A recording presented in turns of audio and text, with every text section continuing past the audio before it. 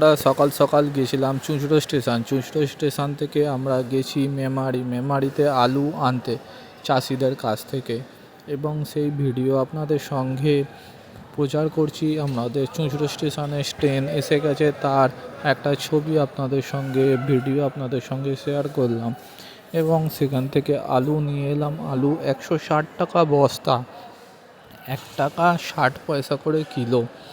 মানুষ কোথায় খাবে কি করবে জানি না। এবছরে আমাদের ভারতবর্ষে অনেক ব্যবসা লসে চলছে এবং সমস্ত কিছু লসে চলছে, কারণ বিশ্বযুদ্ধ হচ্ছে বলে সেই যুদ্ধের ফলে পুরো বাজার খারাপ আছে। তার জন্যে সমস্ত রকমের কাজকর্ম সব কিছু একটা কীরকম টাইপের হয়ে গেছে। এখন কাজ করা খুব দুঃসাধ্যের ব্যাপার। আমরা সকালবেলা 5টার সময় বেরিয়েছিলাম এবং বেলা 9টার সময় আমরা ঢুকে পড়েছি। আমরা মেমারি স্টেশনে নেবেই খুব বেশি নয় 15-20 মিনিট দাঁড়িয়েছি। যে বন্ধুটা আসার কথা ছিল সেই বন্ধুটা এসেছিল, এসে সে তার মতো করে সমস্ত ব্যবস্থা করে দিল। আমরা আলু নিয়ে ট্রেনে উঠে পড়লাম। ট্রেনে উঠে এবং চন্দননগরের আগে চুঁচুড়ো স্টেশনে আমরা ঠিক নেমে পড়লাম। তার মধ্যেখানে যেটুকুনি ভিডিও বানাতে পেরেছি খুব সুন্দর করে সেই ভিডিওটি আপনাদের সামনে তুলে ধরছি। সকালবেলা গ্রামের দিকে কুয়াশা ভর্তি, লোকজন নেই, ট্রেনের প্ল্যাটফর্মগুলো ফাঁকা। সেখানে নানা রকম কাজ হয়েছে। আগে ঢালাই করা ছিল প্ল্যাটফর্মগুলো, এখন প্ল্যাটফর্মে পাথর বসেছে, বসার সিটগুলো সুন্দর করেছে। আগে প্ল্যাটফর্মে গাছ ছিল, এখন প্ল্যাটফর্মে গাছ নেই, গাছের বদলে টিনের শেড করে দেওয়া হয়েছে।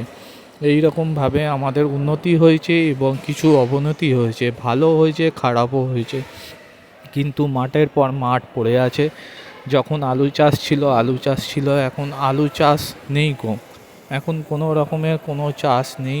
এরপরে শস্য চাষ হবে, আরও নানা রকম কিছু হতে থাকবে, সেইগুলো আপনাদের সঙ্গে বলতে থাকবো। আমাদের কৃষকদের অবস্থা খুবই খারাপ। আমাদের সবাইকে মিলে শহরে যারা থাকি এবং যারা নানা রকম জায়গায় থাকি, জমি বাঁচাতে হবে, প্রকৃতিকে বাঁচাতে হবে, চাষবাস করতে হবে। আমরা শনিবার রবিবার তামিলনাড়ুর থেকে, সাউথ ইন্ডিয়ার থেকে শিখে, সিনেমা থেকে শিখে, ইউটিউব থেকে শিখে, নানা রকমভাবে শিখে আমরা প্রত্যেক শনিবার রবিবার গ্রামে গিয়ে চাষ আবাদ করতে পারি। গ্রামে প্রচুর মানুষ আছে যারা অল্প পয়সাতে অনেক কাজ করে দেয় এবং তারা কাজের জন্যে অনেক কিছু করতে পারে। আমি সেইটুকুনি বুঝলাম। তারা ব্যবসা করতে পারে, তারা চাষবাস করতে পারে, তারা প্রচুর খাটতে পারে। আমাদের শহরের লোকেদের তাদেরকে গিয়ে হেল্প করতে হবে এবং তাদের সঙ্গে পাল্লা দিয়ে আমাদের শহর, গ্রাম এবং দেশ সব কিছুকেই উন্নত করে নিয়ে যেতে হবে। এইটুকুনি আমি বুঝলাম। গ্রামের মানুষরা অনেক সাদাসিধে সরল হয় আর তারা অনেক খাটতে পারে। শহরের মানুষদের মতো নয় যে খাটতে পারে না, শহরের মানুষরা খাটতে পারে, কিন্তু শহরের মানুষদের বুদ্ধি আর গ্রামের মানুষের বুদ্ধির মধ্যে অনেক পার্থক্য। গ্রামের মানুষেরা ভাবে যে আমরা কিভাবে খাবো, কিভাবে বেঁচে থাকবো। তারা বড়লোক হওয়ার আশাটা খুব একটা বেশি করে না যতক্ষণ না লোভ দেখানো হয়। ওকে বলে না লোভে পড়ে পাপে মৃত্যু, সেই রকম আমরা আমাদের শহরে বাসিন্দারা আমাদের শহরের জীবন শেষ করে দিচ্ছি। এখন ওয়াটার মাফিয়া যারা আছে, সেই ওয়াটার মাফিয়ারা অনেক কিছু করছে। One pipe line one India করতে গিয়ে অনেক প্রজেক্ট আটকে যাচ্ছে, অনেক কিছু হচ্ছে। আমি কলকাতায় 4-5 বছর কাটিয়ে এলাম, চিড়িয়া মোড়, সেখানে অনেক কিছু হলো। এখন আমি আমার নিজের বাড়ি থেকে কাজ করি এবং তার মধ্যেখানে যেটুকুনি পারি ভিডিও বানানোর চেষ্টা করি। আমি আপনাদের সঙ্গে এই ভিডিওটা সেই বানিয়ে তৈরি করলাম তুলে ধরার। আপনারা দেখবেন এবং ভিডিওটি অনেক বেশি করে সবাইকার কাছে পাঠাবেন, যাতে মানুষ সতর্ক হয়, গ্রামকে বাঁচায়। গ্রামকে বাঁচালে তবে শহর বাঁচবে, শহর বাঁচলে তবে রাজ্য এবং দেশ বাঁচবে। লোকে বেশি বুদ্ধি না খরচা করে একটা লিডার হয়ে কাজ করার চেষ্টা করুক এবং ব্যবসা করার চেষ্টা করুক। অনেক বেশি ব্যবসা করতে হবে। ভালো করে চাষবাস ধান চাষের জমি সেগুলোকে বাঁচাতে হবে, গাছপালা পুঁততে হবে, প্রকৃতিকে বাঁচাতে হবে। রাজ্যে শহরে গ্রামে প্রকৃতি না বাঁচতে পারলে মানুষ বাঁচবে না।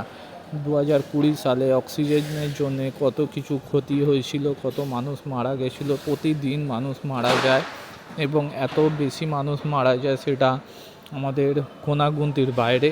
মানুষকে বাঁচাতে গেলে প্রকৃতিকে বাঁচাতে হবে, প্রকৃতিকে বাঁচাতে গেলে সমস্ত কিছু ছেড়ে ছুড়ে দিয়ে প্রকৃতির সঙ্গে জুড়তে হবে এবং নানা রকম জায়গায় নানা রকমভাবে যেতে হবে, কাজ করতে হবে, অনেক বেশি করে উন্নত হতে হবে। আর উন্নতর সঙ্গে সঙ্গে প্রকৃতিকেও বাঁচাতে হবে, গ্রামের মানুষদেরও বাঁচাতে হবে। এই বলে আজকের ভিডিওটি শেষের পথে।